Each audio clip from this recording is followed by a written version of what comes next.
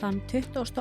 ágúst 2024 klukkan 12:35 hádegi hringdi aðili staðsettur í Neskaupstað í 112 og tilkynnti veikindi og óskaði eftir aðstoð.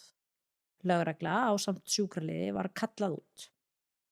Áður en að lögreglan náði að koma að vettvangnum fengust þær upplýsingar að þetta væru ekki veikindi heldur hefðu 2 einstaklingar fundist látnir á heimilinu sínu. Þú varst að hlusta á True Crime Ísland, eina alvöru íslenska True Crime hlaðvarpið þar sem við fjöllum nýleg íslensk sakamál. Ef þú vilt hlusta á meira, þá ferðu á kratos.is og kaupið þér áskrift. Í áskrift ferðu aðgang að öllum fyrir þáttunum okkar ásamt glænýjum þætti af hverjum einasta mánuði. Og svo gefum við stundum út aukaþætti og seríur. Og þeir sem í áskrift koma í lokaðan Facebook-hóp þar sem við setjum inn alls konar upplýsingar. En sjáumst í áskrift!